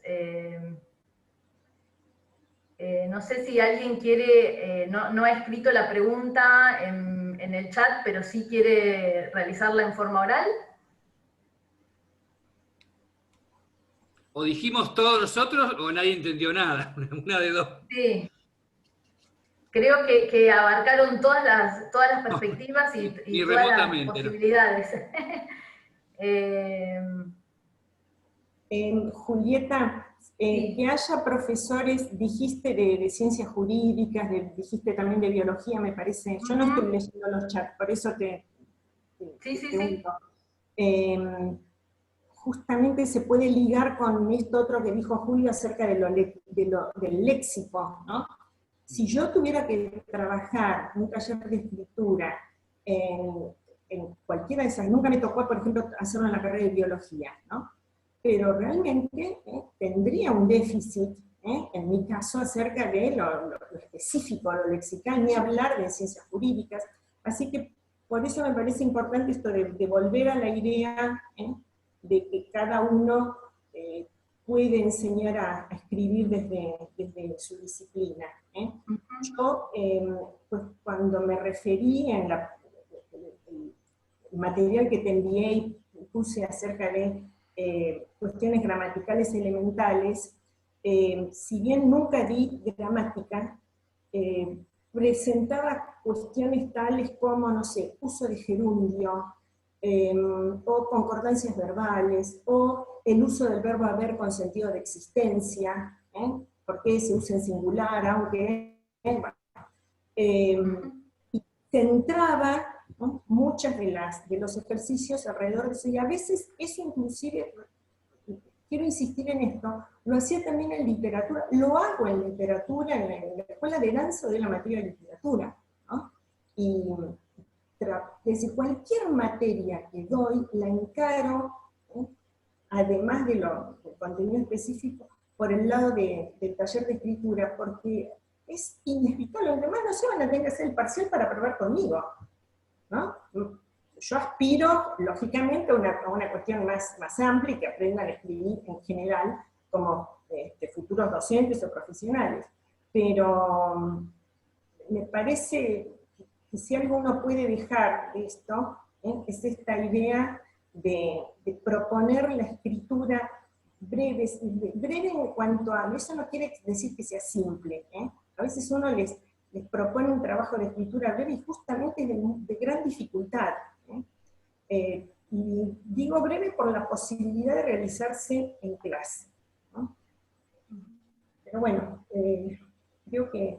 Bueno, les comparto una pregunta que hace Patricia y que tiene que ver con trabajar la conciencia crítica, ¿no? Y dice concretamente la conciencia crítica, sobre todo en los primeros años de nivel superior. Sí, bueno, justamente lo que dice Patricia me lleva a lo que estaba por decir.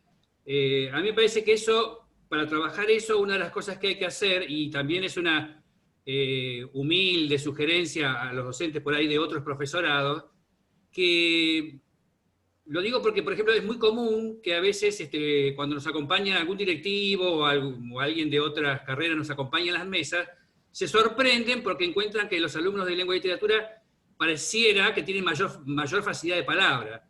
Por supuesto que esto no es así. A mí me parece que eso es también porque les pedimos que lean mucho más, ¿eh? Y ahí creo que hay una cuestión también que todos tienen que tener en cuenta, ¿no? Para poder...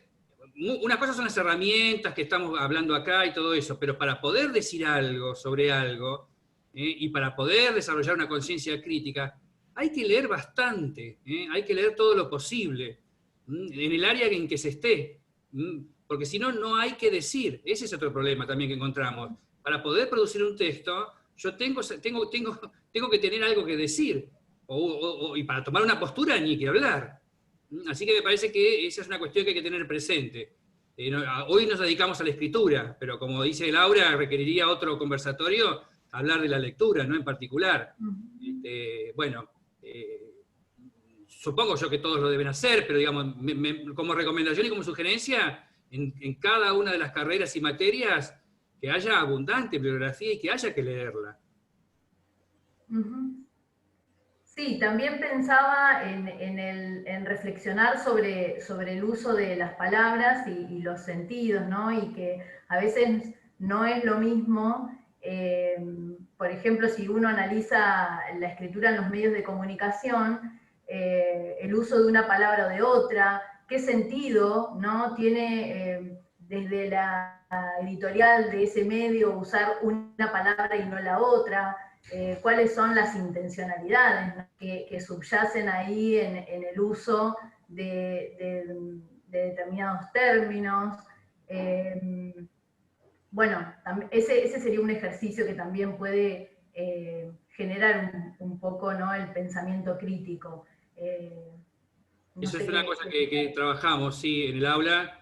Como decís vos, los textos periodísticos son ideales para eso, y bueno, un poco, digamos, dejar de lado la inocencia de que lo que dicen los medios pareciera que, bueno, nos cuentan lo que realmente sucede, ¿no? Que cada uno tiene su manera de ver la realidad, y que en eso está mediado por múltiples intereses, ¿no? Y que, bueno, entonces, que una misma circunstancia, es muy interesante para eso, ver el día que hay un hecho muy, muy preponderante en el que todos los medios titulan sobre lo mismo, para ver cómo cada uno lo hace desde un costado distinto, ¿no? A veces un poco más sutil y a veces mucho más, cada día más brusca, ¿no? La diferencia, pero justamente es interesante, como el ejercicio inverso, cuando hay un día donde no hay algo que se haya destacado mucho, ¿qué elige cada uno para su portada, por ejemplo? Que es otra cosa también.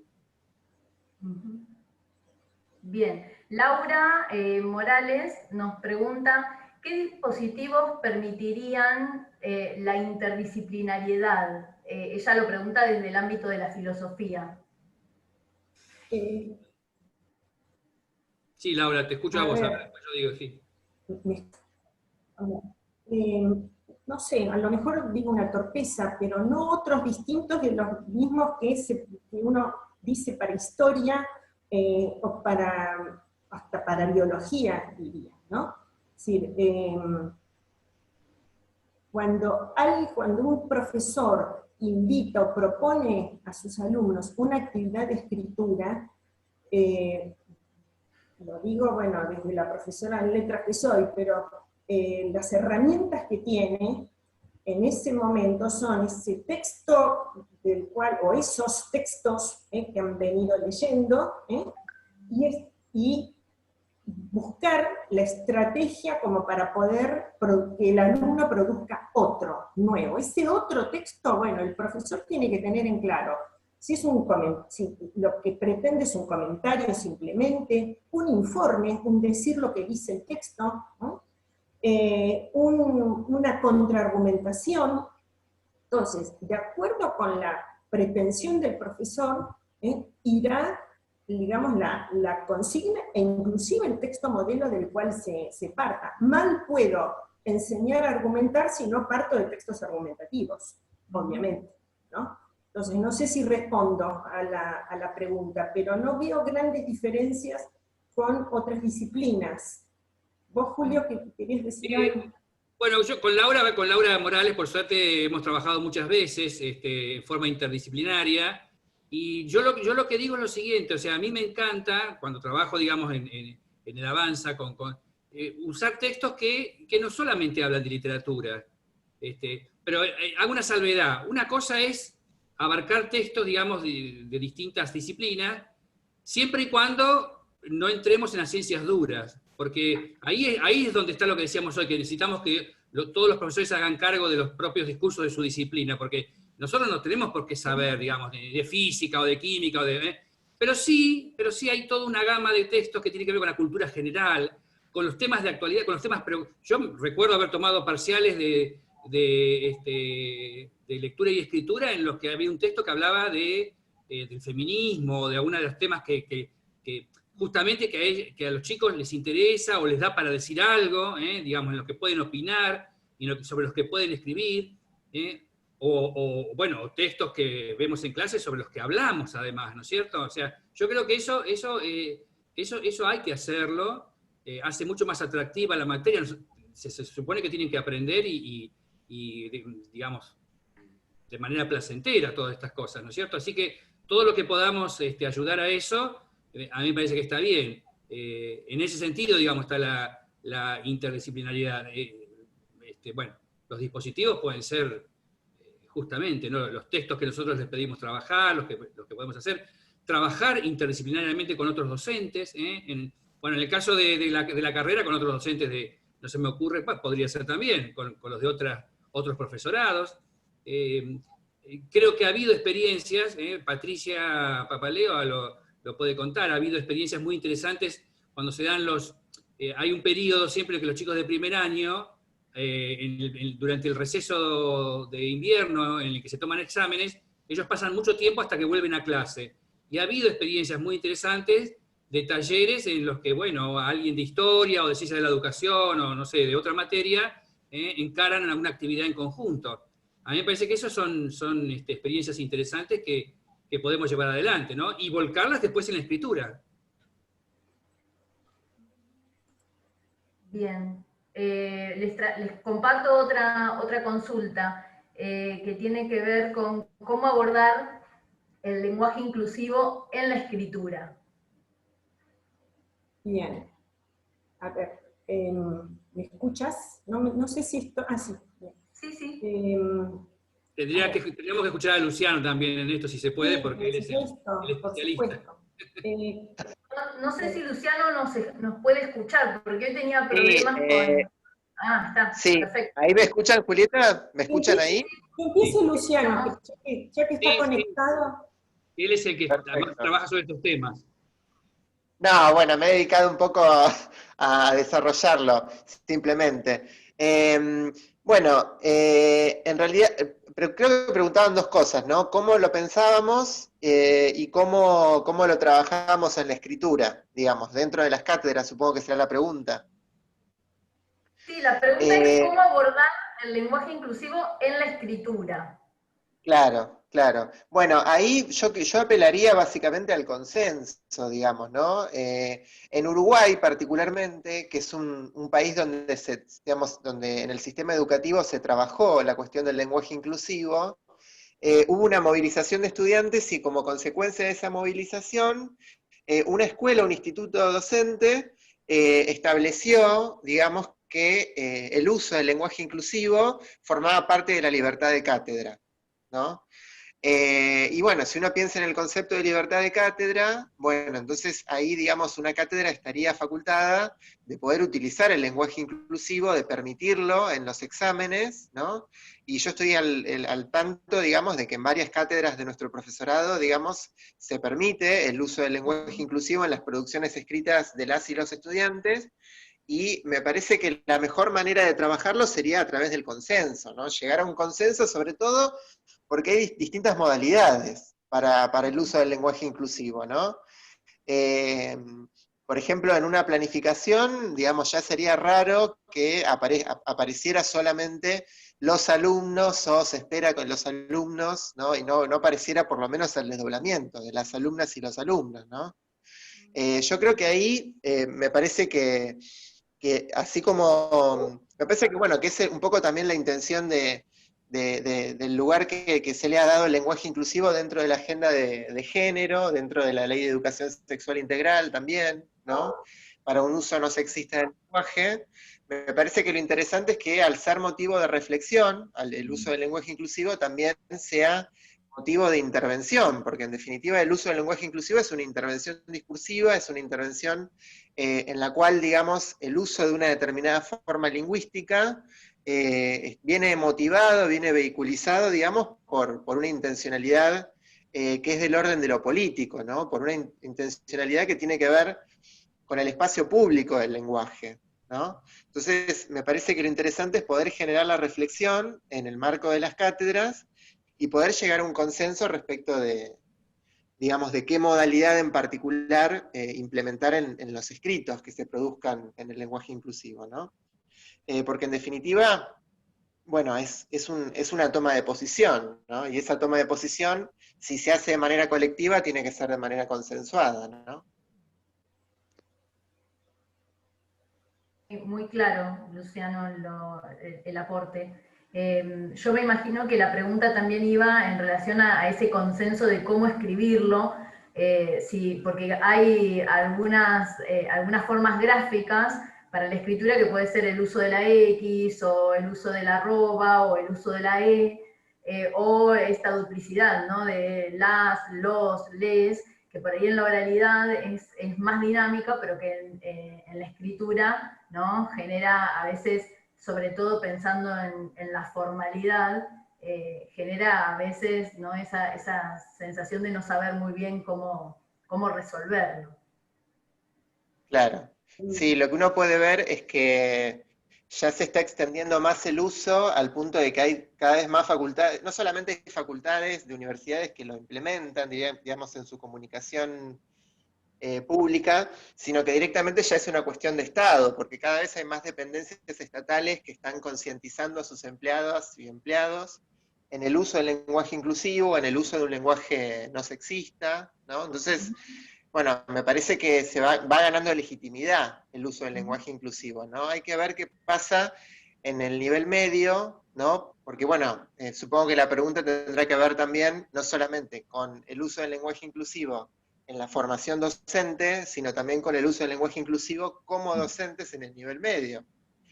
Y eso hay que ver, digamos, también en los documentos que circulan, los programas, las planificaciones, documentos que producen los docentes en el nivel medio y que circulan a nivel institucional. Bueno, hay que ver ahí hasta qué punto, digamos, uno puede sostener la intencionalidad o la intervención de poder desarrollar o desplegar un uso no sexista del lenguaje, que por supuesto es polémico, ¿no? Como toda cuestión, digamos, que tiene que ver con el uso del lenguaje en espacio público, implica necesariamente confrontaciones, debates, polémicas, ¿no? Y bueno, y adoptar una posición respecto de eso, que es una posición glotopolítica, que es un enfoque que también desarrolló Elvira Arnoux, implica necesariamente hacerse responsable. También la construcción de ciudadanos responsables también tiene que ver con eso, ¿no? Uno podría decir, bueno, el uso del lenguaje inclusivo y la defensa de su uso, como hablantes y como sujetos, también forma parte de la responsabilidad que tenemos como ciudadanos en los ámbitos en los que intervenimos, ¿no? Sí, en este punto por ahí en relación a la escritura, Virginia Martín plantea también que hay un debate ahí vinculado al lugar de la escritura hoy, ¿no? Y también en algo que Julio había planteado, en que la escritura de hoy, ¿sí?, es distinta a la de otro tiempo, y en este punto tal vez podríamos vincularlo, ¿no?, con el uso del lenguaje inclusivo, entre otras cuestiones. Sí, yo lo digo brevemente. Como yo no tengo... Yo soy como la RAE, la Real Academia, medio lento para incorporar los cambios. Afortunadamente, no soy como la Real Academia en el sentido de que no fustigaría el uso. Digamos, a mí me parece que ahí está un poco la cuestión. Además, no sé, creo que cada vez más nos vamos anoticiando de todas estas cosas, comprendiéndolas un poco mejor, comprendiendo el sentido, como dice Luciano, el sentido político que esto tiene, más que gramatical. Bueno, pero no tengo resuelto, digamos, cómo en los textos que nosotros enseñamos a escribir tiene que aparecer todo esto. De todos modos, como, digamos, para que todos se queden tranquilos, si alguien tiene mucho más claro, algún alumno, estas cuestiones o esta postura, yo no fustigaría que en un parcial, digamos, me escriban con la X o con la E, digamos, no me parecería, digamos, no lo rechazaría. Eso nada más. Sí, en mi caso, a ver, acuerdo con Luciano en la cuestión de discutirlo, pensarlo, me parece mucho más importante en este momento hablar sobre el tema que, por ejemplo, en mi caso, una postura. Yo no lo uso porque no me sale, me parece forzado, me parece artificioso, ¿no? Las veces que lo he pensado, bueno, no me cierra. De ninguna manera los otros días, hago un comentario, me mandaron una encuesta acerca del lenguaje inclusivo, y una de las preguntas era, ¿alguna vez se burló del lenguaje inclusivo? Primero me di cuenta que tenía mucho sentido, ¿no? Y nunca me burlé ni se me ocurría burlarme de una cuestión así, ¿no? Lo observo como un fenómeno, creo que vamos a eso. Un día en esos momentos mágicos del aula en que uno da la consigna y se ponen a escribir y está ese silencio, ¿no? Esto me pasó en la escuela de danza. Una alumna me dice, levanta la cabeza, ¿no?, y la lapicera, y me dice, profe, ¿usted deja usar el lenguaje inclusivo? ¿Qué le parece? ¿Se puede ver? Hizo como 4 preguntas. Entonces, el terror mío era que se rompiera el clima de trabajo. Entonces, lo que le dije, no, bueno, eso lo discutimos la semana que viene, sin la menor duda, escribí como te parezca. Como te salga, escribí. Bueno, era uno de los primeros trabajos a principio de año. Y curiosamente, el trabajo de esta chica, desde ya que yo no me centré en eso, pero era muy caótico porque no podía sostener, ¿no?, un uso sistemático de esta cuestión, ¿no?, de lo neutro, no sé cómo denominarlo, ¿no? Con lo cual daba como resultado algo realmente muy complejo de entender, ¿no? Entonces, bueno, la clase siguiente lo que hice es lo que pretendo hacer siempre, que nos pusiéramos a pensar, ¿no?, sobre eso, qué sentido tiene, qué había pasado. Después le dije a ella, aparte, mira, fíjate a ver qué pasó con tu trabajo, léelo a distancia, ¿no? Bueno, que eso es un ejercicio que les hago hacer siempre, ¿no?, que lean sus propias producciones. Así que bueno, estoy también, a ver, tengo 64 años, ¿no? Entonces tengo 64 años de un uso determinado de la lengua, más un montón de años de profesión, de haber considerado el masculino como inclusivo, pero me parece que es a ver, es como, esta alumna, una de las preguntas que me hizo, ¿usted se opone? Esa fue la pregunta, ¿usted se opone al lenguaje? Entonces, lo que le dije fue, mira, es como si me opusiera a la salida del sol, ¿no? Pasa, sucede, ¿no? Entonces, vamos a ver después qué tránsito. A mí lo que me preocupa de esto es el apuro, ¿no? Creo que vamos a ir hacia eso. esto se lo he dicho a fuertes militantes del lenguaje inclusivo, digo, mira, no apuren de tal manera, porque hay algo que nos pasa a todos los hablantes, y esto cualquier lingüista lo puede explicar mejor que yo, es una resistencia a eso que no cuaja con nuestro esquema habitual, ¿no? Entonces, me parece que es algo a pensar, me parece que es algo justamente, bueno, ni hablar en un profesorado de lengua y literatura, ¿no? A discutirlo, a no censurarlo, pero tampoco habilitarlo alegremente, porque tampoco estoy haciendo la revolución porque estoy usando el lenguaje inclusivo, porque seamos conscientes de que sigue habiendo femicidios espantosos y siguen pasando horrores que ojalá se pudieran evitar mediante el uso, ¿no?, del lenguaje inclusivo. Entonces, voy por el justo medio, ¿no?, por considerarlo, por tenerlo en cuenta. Es un buen ejercicio, les interesa mucho, ¿no?, lo veo mucho en la Escuela de Artes Visuales, les interesa pensar sobre esto, ¿no? ¿Qué les pasa a ellos cuando dicen tal cosa o tal otra, ¿no? Así que, bueno, la verdad que no tengo una postura, esa es mi postura, no tengo una postura ya jugada, digamos, y determinada. A mí me parece que sin duda el hecho de instalar la discusión es lo más interesante, ¿no? Porque hace que, por ejemplo, los chicos del secundario quieran hablar, una vez en la vida que quieren hablar de un tema de lengua. Claro. Que saben que escucharon eso y lo repiten, pero bueno, quieren hablar de lenguaje inclusivo, quieren hablar de algo, de un tema lingüístico, pibes de 13, 14 años, ¿no? Es decir, es increíble. Sí, claro, por eso me parece que es interesante esto de que también, o sea, que en lo que estamos todos de acuerdo, ¿no? Es un proceso de cambio que apareció y se está gestando y se está dando, pero por otro lado, como estamos todos en ese proceso, es interesante darlo a discusión, tratarlo, conversarlo, y en última instancia llegar a una convención, a un acuerdo, que era lo que planteaba Luciano también. Esto de si en un grupo aparece, ¿no?, la necesidad de ese uso, bueno, tratar de establecerlo. Y en un grupo en el que ese uso se rechaza, bueno, no intentar imponerlo, en todo caso, bueno, conversarlo, seguir dialogándolo y seguir pensando, ¿no?, por qué se está generando ese cambio. Es que la pregunta era muy atinada porque preguntaba por el tema de la escritura. ¿Qué hacemos con la escritura de esto? Una cosa es la oralidad, por todo lo que venimos hablando del tema del registro, y otra cosa es de la escritura y sobre todo en las instituciones. Digamos, es otro cantar. Ahí sí o sí hay que ponerse de acuerdo, como decía Luciana, ahí sí hay que buscar un consenso. Claro. Es muy, muy, muy oportuna la pregunta por eso. Pero el consenso, a ver, el consenso es con el grupo, ¿no? Con ese grupo con el que uno está trabajando.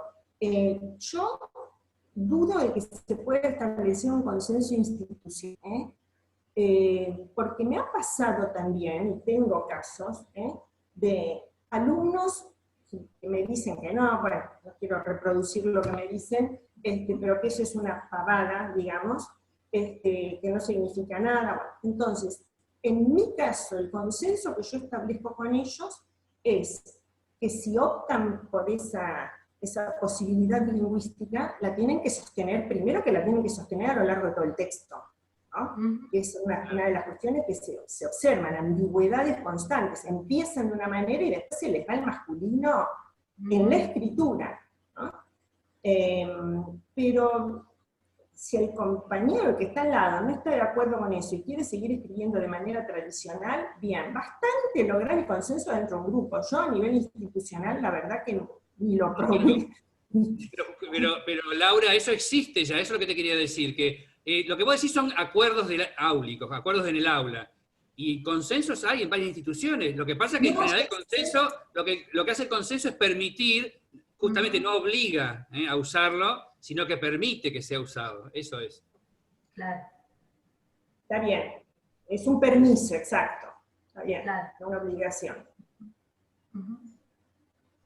Sí, sobre todo por ahí en Esto la daría para otro comunicación. conversatorio. No sé, tengo entendido que es así, Luciano, que por ahí conoce más, pero creo que es así, que en las instituciones que han acordado eso, que Ujú. se van a poder producir los textos, y que a veces, por ejemplo, no sé, pienso en las escuelas de la universidad, creo que empiezan a escribir las resoluciones, un montón de cosas de esa manera. Claro. Pero si Ujú. hay un profesor que escribe su planificación sin usar el lenguaje inclusivo, por supuesto que no se le va a rechazar eso. Ujú.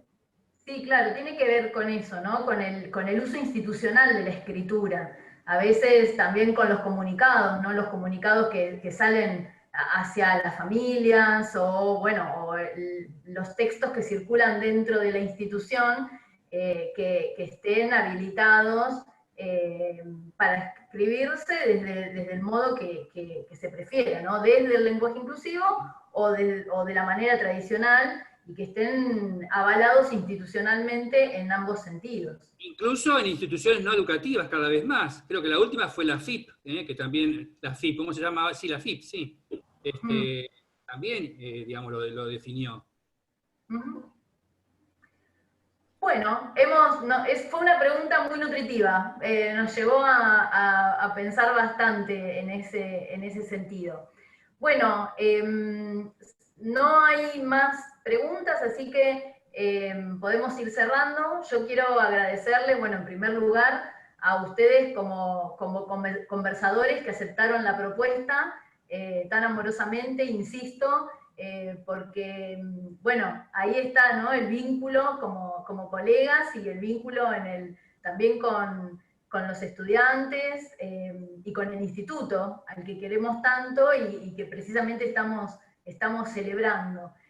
También le quiero agradecer a todo el grupo de colegas con el que formamos la comisión para generar estas actividades, que son tan interesantes, tan diversas, y que, bueno, nos permiten conocer el trabajo que estamos haciendo no solo dentro del instituto, en los distintos profesorados, sino también en otros institutos y vincularnos con institutos de formación docente de otras ciudades. Es muy interesante toda esta red que se está generando a través de las actividades, y por supuesto agradecerle a Silvana, que nos apoya incondicionalmente en todo lo que se nos ocurre, y nos alienta, ¿no? a seguir trabajando. Así que, bueno, un agradecimiento a todos y a todos ustedes que están presentes, que se comprometieron con la actividad, que respondieron el formulario y que comunicaron y expresaron sus expectativas. Son de mucha utilidad para nuestro trabajo, así que, bueno, les agradezco infinitamente. Sí, yo como jubilada, quiero particularmente agradecer a todos, veo está lleno de exalumnos, así que bueno, me alegro muchísimo de que sigan interesados por el tema, de que estén presentes. Con muchísimos de ellos sigo en contacto por otras vías, así que si algo le faltaba a la docencia que no había descubierto, después de estar jubilada, está esto, ¿no? La devolución de los exalumnos. Así que particularmente a todos ellos, muchísimas gracias. Bueno, y desde ya Juli y Patricia, bueno, todo el equipazo que está detrás de la organización de estos 70 años del instituto. Muchísimas gracias.